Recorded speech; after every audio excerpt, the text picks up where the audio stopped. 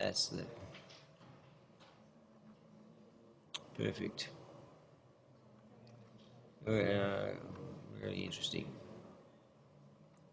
It's got word viewer, but yeah. So that's it. See, there was the music. They had you'll hear it. It's great. Yeah. Very impressive. So, done. I'll play it. Okay.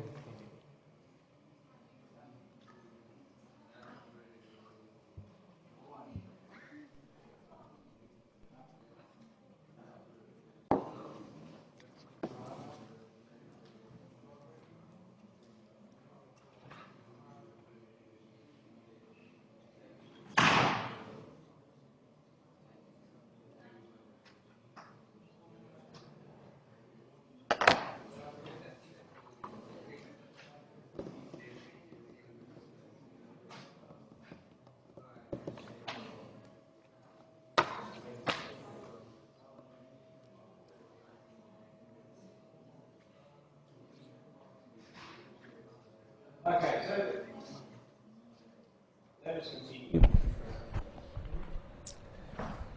So, one of the things, the last couple of weeks we talked about these Plato and these beautiful forms. And so, if you had a read of the lecture notes, to have a look at the lecture last week, you'll see that there are these forms for the syllogisms, which is like a perfect form. One of the ways that the students with great insight into the subject analyse their own speech is that they they identify the logic that is inherent in it. So you imagine if you've got a speech about why we should become a vegetarian or why we should be, why you should become something else, then in your 1,000 words, you ought to be able to reduce that to a couple of ideas which said this is the premise, this is another premise, and those premises logically lead to a conclusion. That's, you see, in a sense, that's what we're dealing with. People are so familiar with words over time. There's all these tricks you can use to make the words more attractive, more powerful, more influential. But if you're a critical thinker, you should be able to see beyond the words or underneath the words to look at the structure, in a sense the same way that an architect looks at the structure and strength of a building or a house. And so if your assessment of yourself includes the description of what logic you've used in order to make your point, then of course that will be very revealing. And so this is the causal reasoning. One of the problems is that because things are complex, people want to reduce them and to say, look, this caused this. The cold weather caused the flu. This caused the bad teacher meant that my marks were bad. Of course, it's necessarily simplistic. And the problem for us as critical thinkers is that while those simple things are very appealing, the actual explanations are quite complex. See, there's a complex set of tools, and so it's quite hard work. It's much easier to be a non-critical thinker because you just come up with, yes, like a stereotype. All women are this, all men are this. This always happens because of. And so we look at a couple of general reasons. Now, the reason why you might be interested in these next couple of slides is not because they're obviously interesting, but because they will tell you the reason which might explain why something is either valid or invalid. In the exam, there's 20 marks, or 30% of the marks are to do with questions, exactly the same as you've got in front of you. In fact, I think there's 5 of them. Valid or invalid, sound or unsound, why? That's the hard part about it. So, the causal reason is something sufficient or necessary for something to occur? Is something sufficient or necessary for it to occur? F is sufficient for G. For events, whenever F happens, then G also happens. Give us an example. See, this is where you start to do the work and it'll pay off, because you look at this exam and say, this is so easy. You don't do the work and give me some examples, then you look at an exam and say, he was talking about it, but if F is sufficient for G, whenever F happens, G also happens. Give us an example.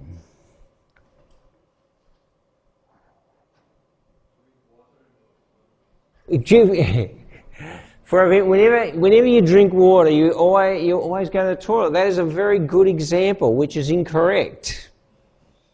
You see, that is a perfect example. Because if you stand out in the sun on a 35-degree day, you can actually drink a lot of water and you don't go to the toilet.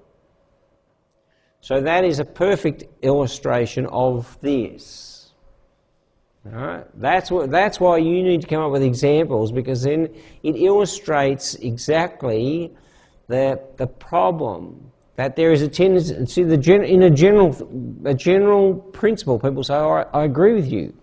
But of course, all you need to do is to find one example where it doesn't work. That's why the people who were here, have been here for 8 weeks now, are starting to say, oh, all right, that's what the Socratic technique is. Remember the guy with the clay?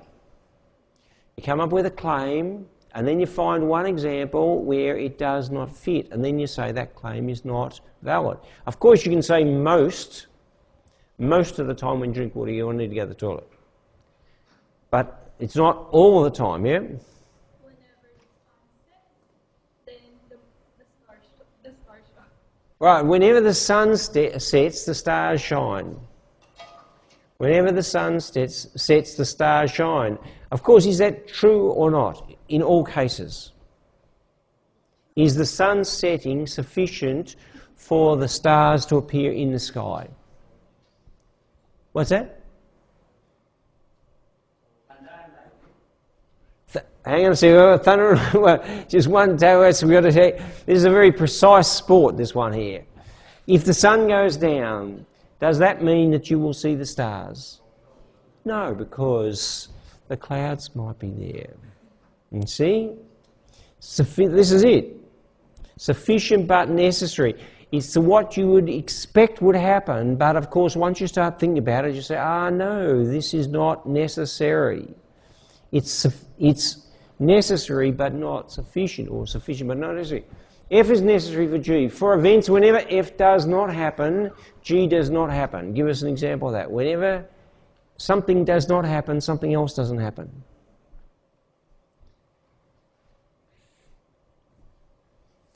Whenever students don't do any work in a subject, they never pass. Would you agree with that? It's not true. There are so many students who pass without... because you see... I wanted you to give an example, so stop talking. I'll let the students talk. Give me an example where whenever F does not happen, G does not happen. If you don't... Whenever F does not happen, breathing in does not happen, breathing out does not happen. I will take that. Crazy as it may seem, a friend of mine used to worry about exactly that. He was scared of breathing out because then he thought he might never be able to breathe in again. High anxiety person, of course. I tried to tell him, the two go together, don't worry about it. That's a good example. One more example. Of course, you ever seen a person as they die, they go... whenever F does not happen, G does not happen.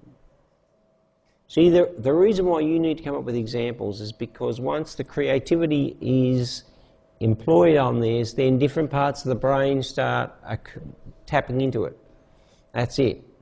So all that brain stuff, The Stroke of Insight, it was a very poor quality show, but very, very interesting, because it shows that you're literally using a different part of the brain.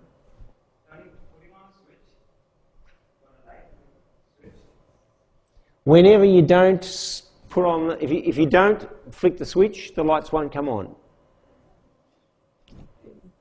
Yeah, sounds good to me.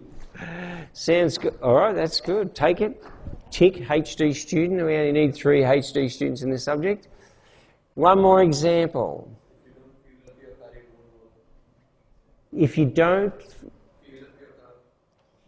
fill up your car, it won't work. If it is electric car, if it's solar panel car with a car, so of course, in a sense, it feels like we're playing a game, trick the person who's going to make up the statement. But of course, at its base, that's what people do. You see, you come up with these statements, all men are this, if this happens then this won't happen, and they say it with such confidence and force that people say it must be true. Whereas the training of critical thinking is to say, hang on a second, I'm not just going to accept things because you're saying them confidently, because you're using Brookfield's tricks, because you're in a position of power, because everyone's believed this in the past. I'm going to think, well, question it. All right? Big question. So it's harder work than just saying, oh yeah, I think so. So necessary but not sufficient, and sufficient but not necessary. Necessary but not sufficient. Sufficient but not necessary. All right? Play around with those and let them rattle around your head. The sun being above the horizon is a necessary condition for direct sunlight. However, it's not sufficient because there may be an eclipse. See, I can see your brains ticking around and absorbing it. All right? So it's in a sense it's equivalent of the one of the sun going down and the stars. It provides, that's what normally happens.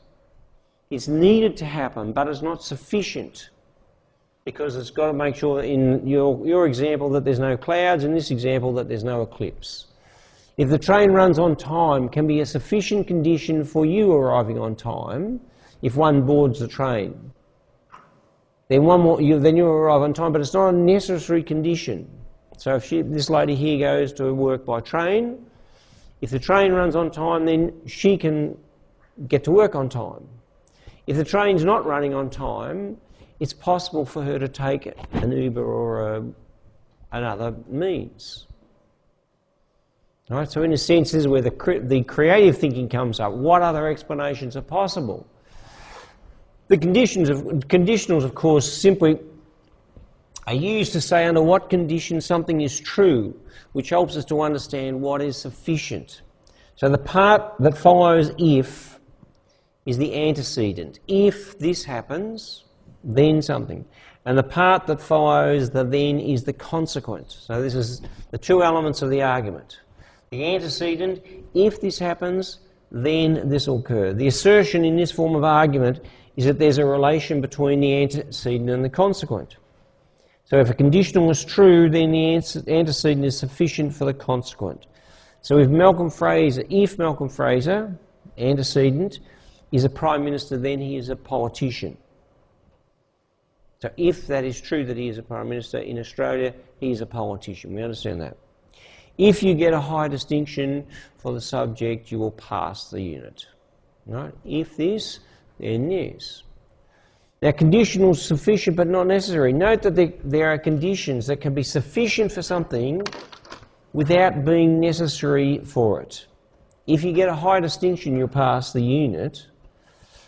This statement is sufficient but not necessary. So it's not necessary that you get a HD in order to pass the unit. You get the bare pass, the credit, or the distinction.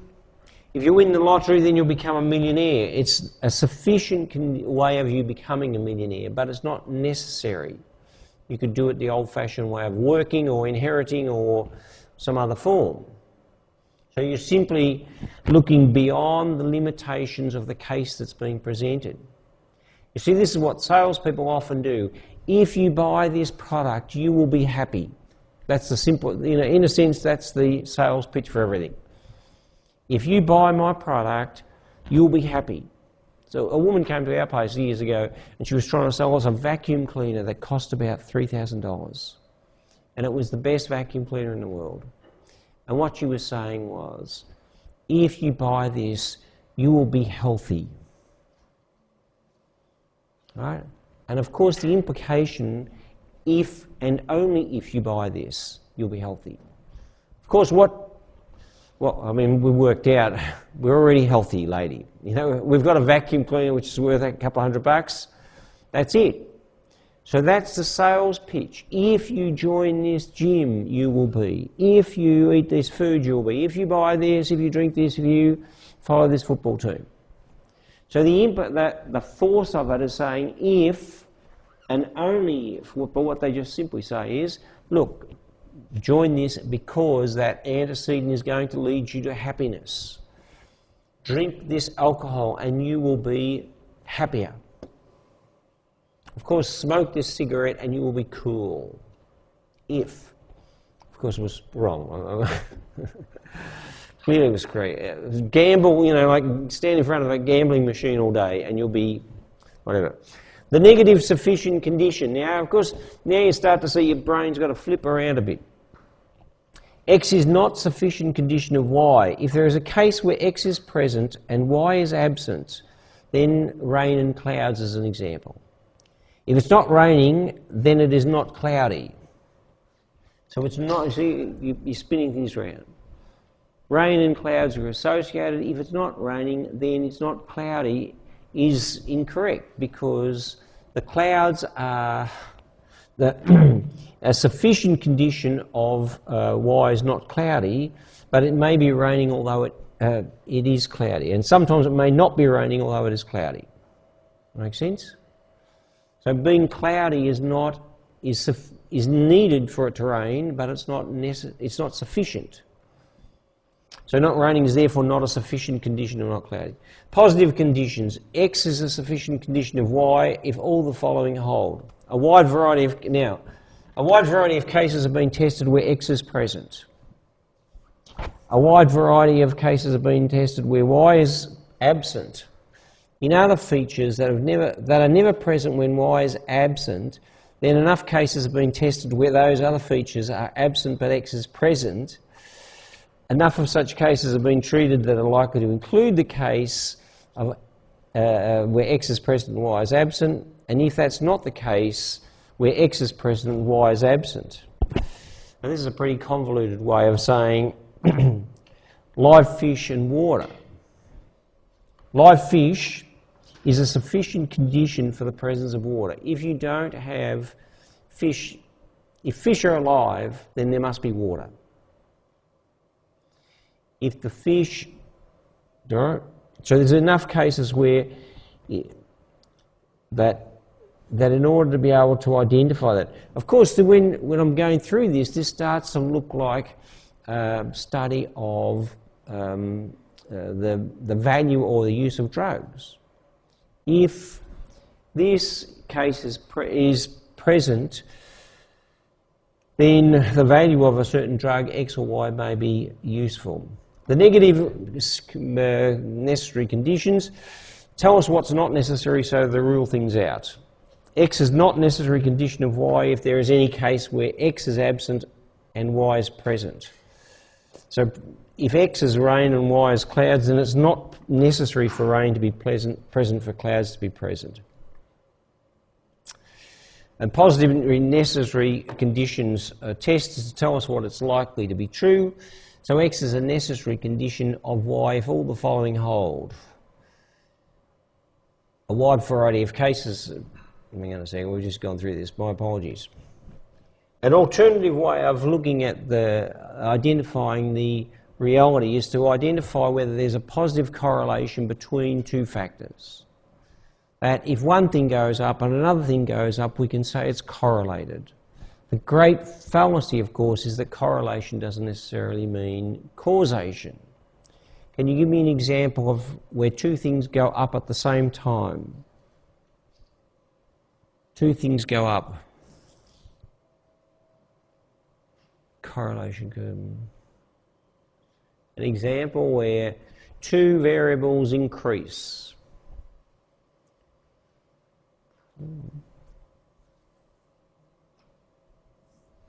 Go on. When the price of something goes up, Is this sort of a reverse economics you're giving us? If the price, of course, if the price goes up, then what are you saying? The supply goes up and the demand decreases. I'm not sure. Give me an example of a product there where that's happening. Actually, it's like when there's increase in price, the suppliers, dispatch their goods more and more so that they can sell it in a higher price. All right. So expressed that way, of course, basic economics is if supply is low, then the price goes up, and if the supply is high, then the price goes down. Supply and prices are positively correlated, and they both go up. I'm not an economist, but that doesn't make any... Can you give me an example? Price goes up, the demand falls. That, The demand of other substitute good prices. say that again? The price of good prices, the demand for the substitute good also rises. Go. If all of the farmers I know, if there's too much wheat, the price goes down. And if there's not enough wheat, the price goes up. Exactly the same volume, it's worth more. The price of petrol, if Saudi Arabia stops pouring the pumps, the price will go up. If Saudi Arabia turns the pumps on, all of them, the price will go down. So, I disagree. You can argue back, of course. Now, of course, the question is, which one causes which? In basic economics, not the new form of economics proposed over here. Which one, is there a causal relationship? Would you say that there's a causal relationship? I mean, there's a negative correlation. Yes, yes. If the farm where my cousins work, if they produce a lot of wheat and everybody else produces a lot of wheat, that causes the price to go down. And of course, if there's a worldwide shortage in wheat, the same product is worth much more. So there is a direct correlation. Give me another example of two things that rise or fall together that may or may not cause each other. One of the examples in most countries is that the length of bitumen road, as it increases, that is, the kilometres of bitumen road increases, the number of people who die from cancer increases. All right? So you increase the number of roads, you measure the roads in Australia, increases. The number of cases of cancer increase. They are correlated positively. They go up like this. What's the problem with the argument? There's no causality. It's what they call a spurious argument, that it just happens that as the roads are related to the number of people and the number of cars. As the number of people and cars increase, the number of, particularly number of people, the incidence of cancer increase. So you can have these things which have got, not quite a perfect, but a very strong correlation, but they've got no relationship whatsoever. And so this is the question of correlation. The positive correlation, of course, goes up or down. Births go up, population go up. Is there a correlation? Negative correlation, deaths go up and population goes down, work time goes up or leisure goes down. So that's pretty straightforward. Causation, A causes B, B causes A, C causes A and B, and the correlation, of course, can be accidental. So the fallacies of the accidental correlation can be confused with causation, and this is the example I've given you. Because there's high correlation doesn't mean that A is cause B. This is particularly important in medicine where this question of smoking causes cancer. Does smoking cause cancer? It's an interesting question. Of course, there's one type of cancer which is highly associated with, but of course you can find people who smoke and they don't have cancer. And so the question then is, well, does that mean there is that the cigarette smoke has got an effect, or that the cause of cancers are multiple, and that smoking might be one that exacerbates them, one of the risk factors. You see, the question, yes or no, that this thing causes cancer is a very broad statement, where you can find in the Socratic way, you can find an example where that in fact is not the case. And of course that's one of the strong arguments of the smoking industry, saying, look, there's all these smokers who haven't got cancer. But of course, the problem with health is that there is more than one. It's not simply you drink this once and then you're going to get cancer, or you smoke this once and you're going to get cancer. There are genetic factors and there are health factors and diet factors and all sorts of other factors, but cancer, cigarette smoking is a risk factor which increases the probability. So causal reason controlled experiments are used to investigate more complex causal relationships through cause to effect experiments with intervention, cause to affect experiments without intervention, and the effect-cause experiments. Of course, to try to find out whether something works as a treatment, the easiest way to do the experiment is to have half of the room take the treatment, the other half of the room, usually they don't have no treatment, they will have a placebo to see the same effect. And then the question is, what is the extent to which there is a difference in outcome based on the treatment that you get? Of course, causal loop diagrams provide us with an example of the way in which if you turn the tap on, then it increases the flow. So there's a direct relationship. There's a direct relationship. And of course, once you see how much water you've got, you can simply change the flow of things. So a causal loop diagram is a nice, clear example.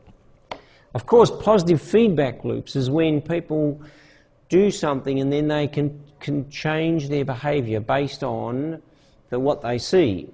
That as you, with your bank balance, for example, you see that you're increasing it, it gives you extra interest, and therefore that reinforces the behaviour. So there's positive feedback loops.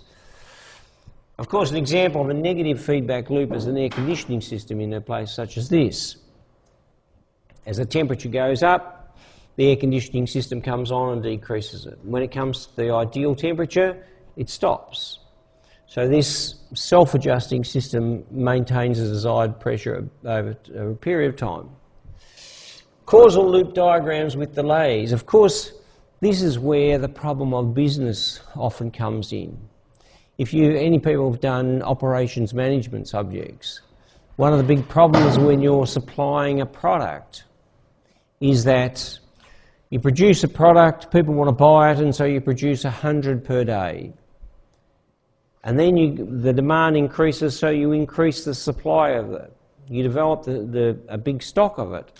Of course, at some point, that decreases, that is, the demand decreases, and so you've got a period of time between when you decide what you need and when you produce it. And so a lot of businesses often have financial problems because they get caught up in the lag that exists between when you decide what you need to produce and when the people want to buy it. So, of course, the combination loop simply says that this becomes more complex. You've got the motivational productivity, the sales, the income opportunities and morale all feed into the effectiveness of an organisation. One of the problems with organisations is if there is something wrong with a company, the question is, what is it? Who is it? You see, what is the thing? The combination loop diagram, without playing, I mean, this is in a sense is one of the simplest of the last couple of diagrams, simply says, look, the low productivity in your organisation may be caused by a couple of different interrelated systems. And so that to change it, you need to know which of these systems you can manipulate and which of the ones are cause and which ones are effect. One of the biggest problems of HR in the last 15 or 20 years has been that many organisations have thought that if you've got a problem of productivity, the best way to solve it is you put rewards attached to behaviour. So you say, look, set up the KPIs, give people a 10% or 20% bonus if they hit their KPIs. Of course, one of the problems of KPIs is that they're necessarily limited, and so people start to focus on them. Many would argue that the problems in the banking industry worldwide are the fact that there are such clear KPIs that are inducements for people to behave in a certain way, which end up being unethical. So, a causal loop diagram, there's a range of examples you could have. Now, probability, we're not going to, but what I would like to do is to jump through this. We'll jump across from this and we'll have a look at the second assignment. I've got an example which I said I was going to provide you with. No, before we do that, we'll have a look at these examples here. All right. So for the people who are listening on the recording, there are any number of examples. If you type into the internet's tests of soundness and validity, valid and sound, there's any number of online tests for you to do. What I want you to do now is to go through, there's 6 plus 3, 9 of those. First thing is to test to identify whether they're valid or sound. The second one is to identify why they are valid or sound, or invalid and unsound. Does that make sense? Now, this is particularly interesting for you because this is what the exam is. All right? Make sense?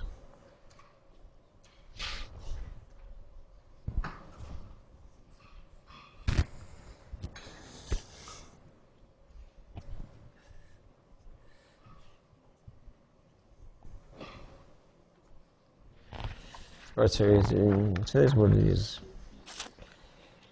Valid or sound? Which one's valid or sound?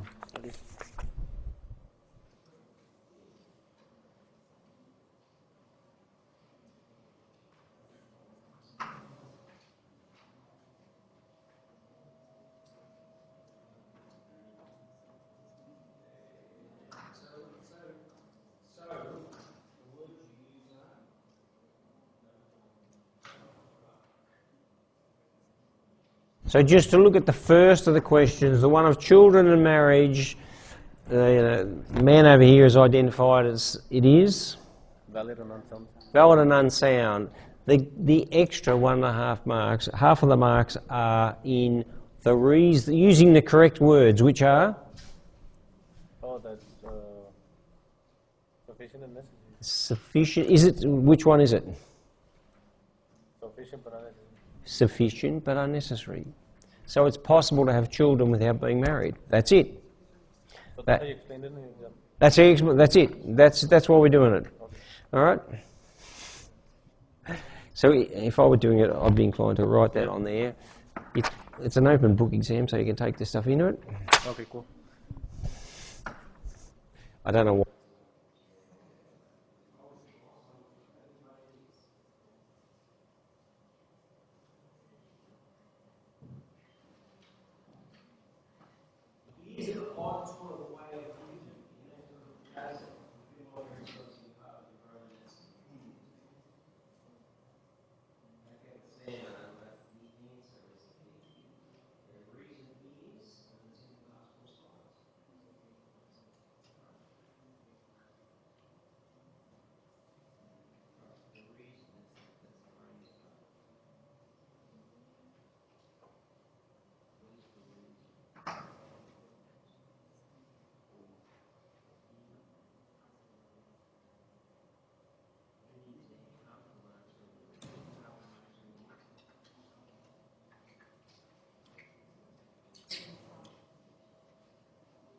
All that stuff, that's right. So that's it. That's why all that stuff. Not only it's the hardest part to teach, to tell you the truth. When I look at this lecture, I think in the feedback to the subject comes on oh, Sam, what's he doing asking these things? And it's quite difficult to understand, but it's necessary to understand because if you can't, then you're missing the basic structure of the logic that we're trying to play around with, see? And I find it difficult to teach because for me, I had to go through the tests and like to exercise the brain. And as I said, there's a lot of online examples of this. I mean, in fact, if you type in valid and sound, there's about 5 things that always come up straight away. 4 of them, they just let you do the online test containing the answer plus the explanation. But once you have to do a couple of them, and then you say, that's it. I understand what those things are of sufficient and necessary. Then, the last week we're talking about the 4 different syllogisms. That's what you're looking for. That's what you're trying to do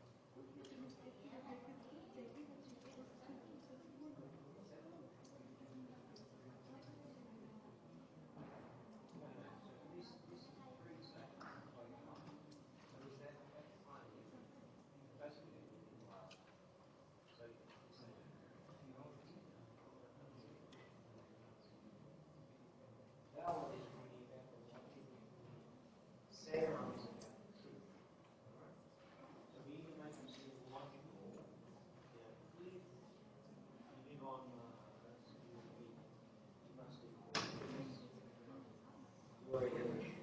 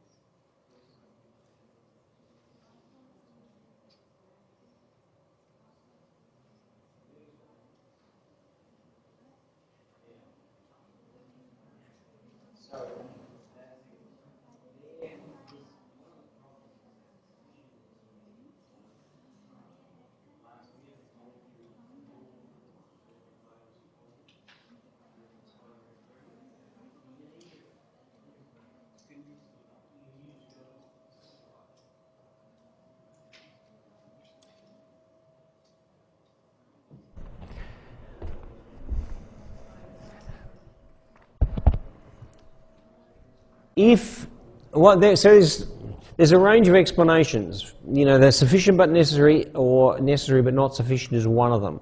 Last week we talked about a number of syllogisms, which are the modus tollens. Like there was 3 of those. If you're unsure about it, the easiest way to attack these is to simply do a Venn diagram. You type in valid and sound Venn diagrams. In that, at the bottom of the sheet, you'll see that's got philosophy, lander.edu, something like that. There's a website there that will show you how the actual simplest ways of solving these problems so that you are 100% sure of them is that you just draw a diagram. And for those of you that are keen to get whatever marks are available in this, it seems, you see, we can either be in the, I don't care about the marks, I'll just guess. I'll have a go, but it's actually to take a little bit of extra work, which my guess is not more than about half an hour. You will be able to go into the exam and you will know. You see, you won't give the answer and you say, oh, I think that might be. The simplest way for me when I'm always analysing these is to do a diagram. Draw the diagram, have a look at it and say, this explains it. You know, all of this are this. If you've got one, I can't use no whiteboard there with me, but you imagine you have a whiteboard, you say, well, you know, all fish live in water. This lives in water, is it a fish? All right? And then, of course, you say no, because it's not, living in water is not sufficient for it to be a fish. You can have a plant or you can have something else. See? So once you do it visually, it becomes obvious. And then you simply look at the various syllogisms, that is the logical structures, and say, aha, that fits in, this fits in.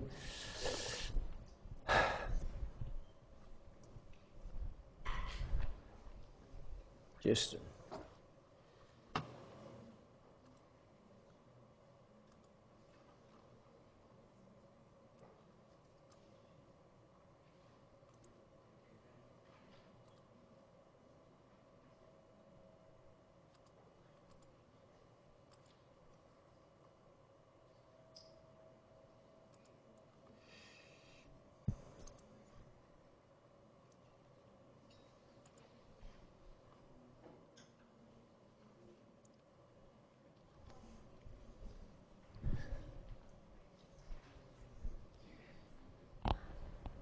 Now, so I'm not going to go through the answers with you because this is, you've got 4 weeks to work it out. There's a series of logic. Well, I realise that in this lecture there's a couple of things that I do need to go through because they're useful in your development of your speeches. One of the tactics that people use when they're arguing is to create fallacies. That is, things which are not true, but they appear as though they're true. And so there's, in a sense, the same as there's literary devices, there's a whole range of fallacies. And the questionable cause, you say, smoking causes cancer. Study makes you a better person. You see, you can say, you can present it as an argument, but in fact it's fallacious, or it's not true. The misidentification of the cause, of course, this is actually one of the key things. People often say the reason why you can't do this is because you are no good as a person. Of course, you see, it seems satisfying. For some reason, it seems satisfying. Because it means I know why. Because you're a bad person. I don't mean. But of course, it may be because you haven't got the skill. You know, like you can't swim because you're a bad person. You can't speak Hindi. Can you speak Hindi? Okay, you can't speak Hindi because you're a bad person. See, it's a ridiculous thing. Can you see that? But often people use that because it feels satisfying. So in a sense we've got this, the logic, which is the computer version of our thinking, and then we've got this emotional thing. Something's happened and I want to blame someone. And so when someone cuts me off on the road, I want to find an explanation, and the simplest explanation is it's because the driver's a woman, or the car is a Honda, and all Honda. You see, it's a ridiculous thing, but it feels satisfying. That's one of the problems that this area has got. Clear thinking like the philosophers, and then emotional, I want an answer to this quick, and it's because you've got that biro. I mean, in a lot of films, it's based in schools, and the teacher will say, I don't like you because of the look you've got. See? You see, it feels like I know something about you, but you don't. The post hoc ergo propter hoc. After that, before this, because two things occur together in time, we assume that one caused the other. Of course, this is the comedian's trick. You're supposed to lie. You see, of course, things happening at the same time. When the Twin Towers fell down and I was doing something, did I create it? These two things occurred in space and time, therefore there must be causation about it. The slippery slope, of course, is the argument that if you do this, it will lead to much worse consequences. Fallacies of unclarity, the vagueness or the paradox, I've got that in. The fallacies of relevant, appeal to authority. This is what a lot of politicians do. I am the person. It's a bit like, this is where Brookfield's tricks cross over with the fallacies. Do this because I am the president, or I am the king, or because I am the person important. Appeal to tradition.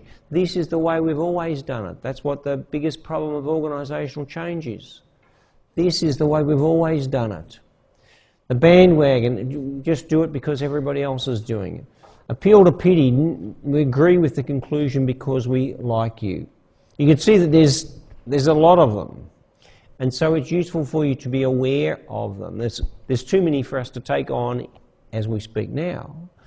But to be aware of these fallacies, this is what people often use. And when you feel that an argument is unsatisfying, often the underlying cause is because they've told you something which is untrue, or the reasoning is untrue.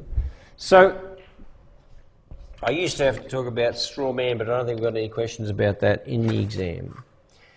So I've had an interesting question. Somebody asked if in your assignment if you can add something apart from voice. The requirement of this is that you record your voice speaking something. Now, you can either do that with your face to the camera. You can do it simply with your face to the phone and record it.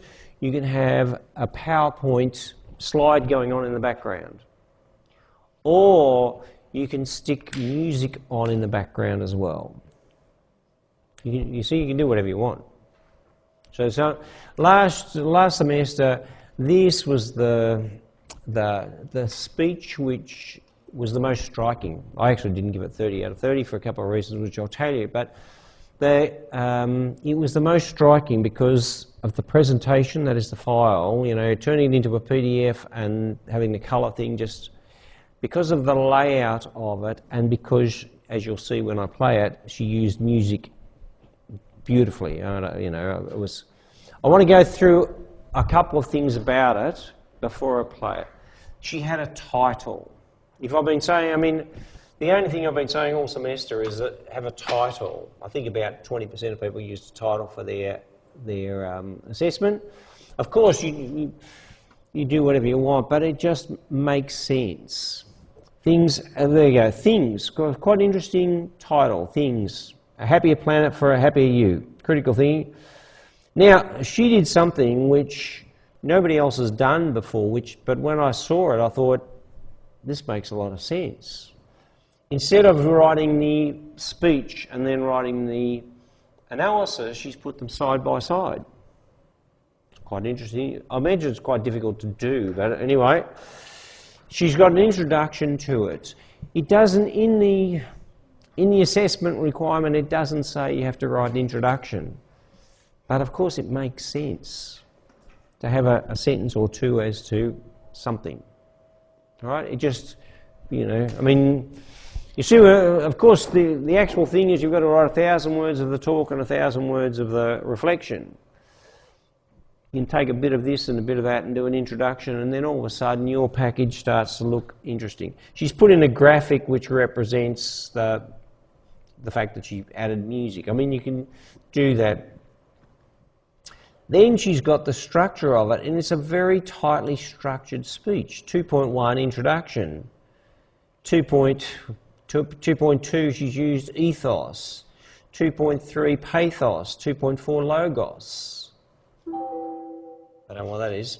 And then she's got the theory. So you see, that's her grand theory. This is great. I mean, she was in England. I said to her, you know, this is a really interesting thing that you've done. And I think it'll change the way some students will write this thing. Much better. I've been trying to think of how to do it. She came up with it. So she has her grand theory. You see, you could use Grice as your grand theory. And then she used this, you probably can't see that very well. The qualitative process relations. Look at this. If you ever want to make the lecturer happy, say, look, lecture 9 I got that from. Theory of concepts, lecture 5. Brookfield's tricks, lecture 4. Critical self-reflection, which we haven't done so far, lecture 9. Moral reasoning, lecture 10. Socratic syllogism, lecture 7.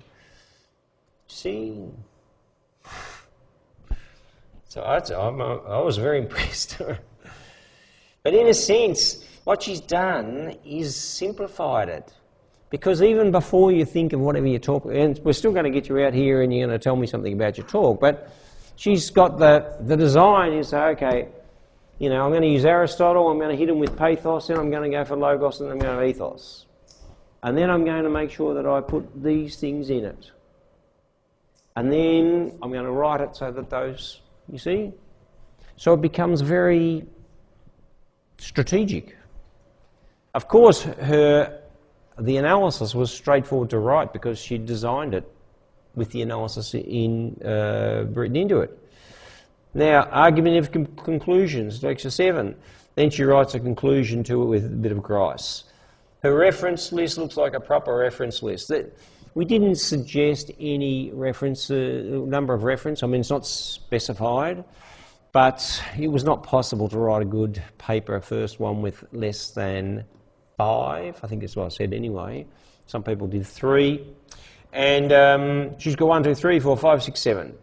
Now, so in terms of presentation, it was great. I listened to it, as I said, I'll show it to you in a moment and you can hear her listening to it. After I'd listened to it, there is a movement of minimalism. Have you ever come across it? What does it mean?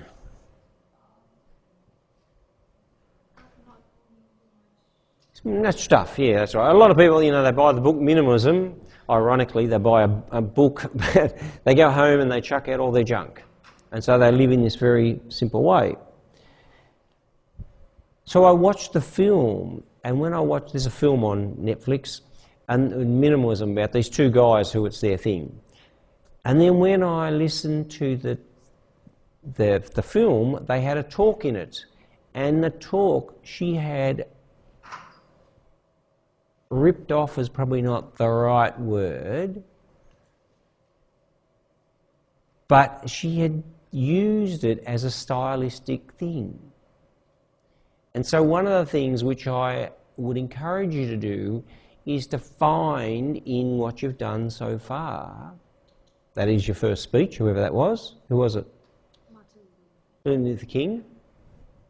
Ripping off sounds crude, but in fact, you can't go wrong if you copy what Martin Luther King... So of course, you're not going to give a speech about I have a dream, presumably, unless you have a dream tonight.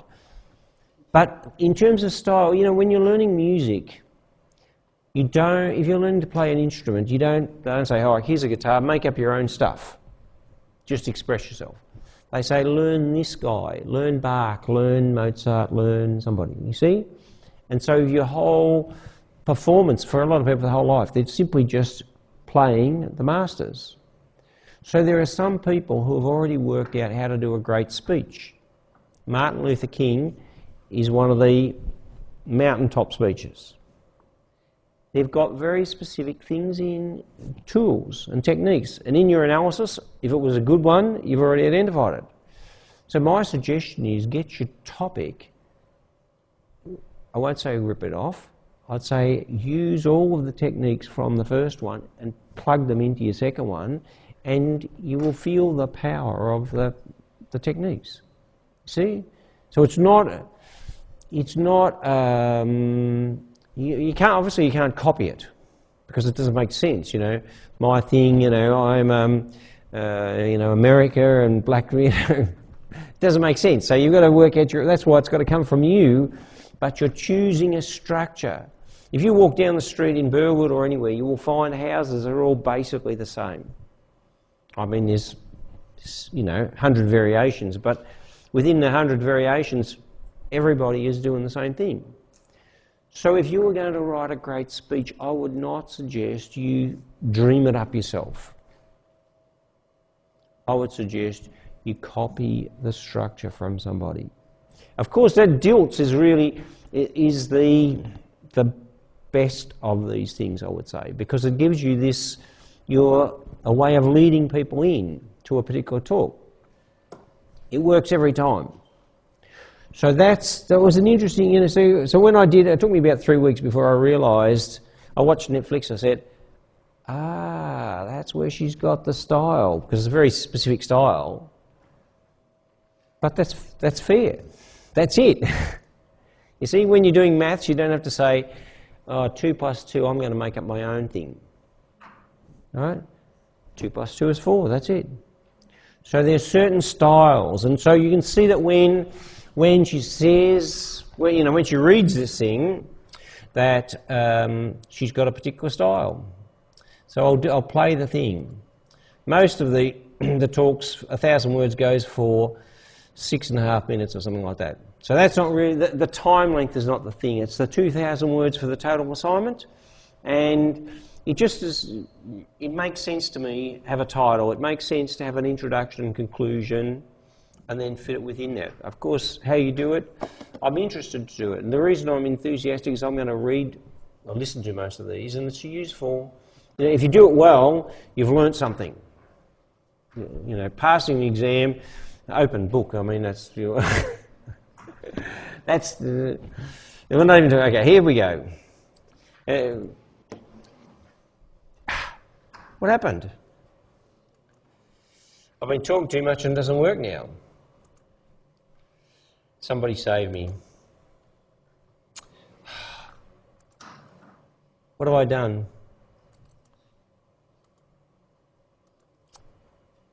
After all that big introduction. What have I done, guys? Oh.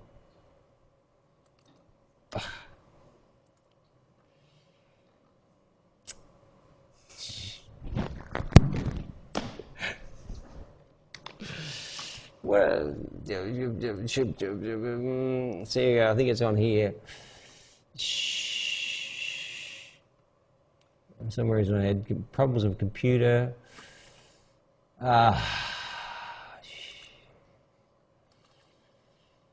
Critical thinking, 218, assignment 2.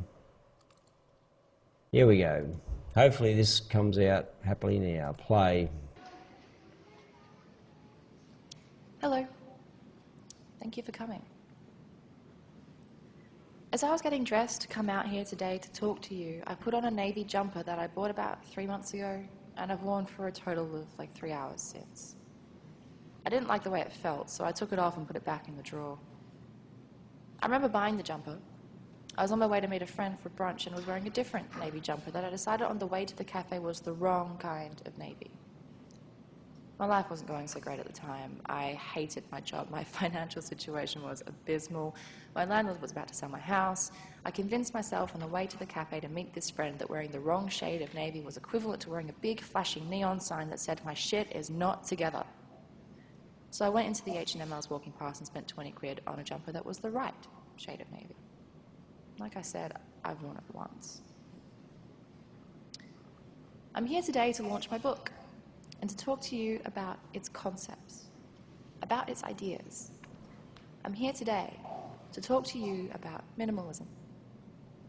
This book, things, a happier planet and a happier you explores minimalism in the macro and the micro, in how streamlining your existence not only enriches your life, not only the lives around you, but our planet as a whole. When you search the word minimalism online, you're presented with images of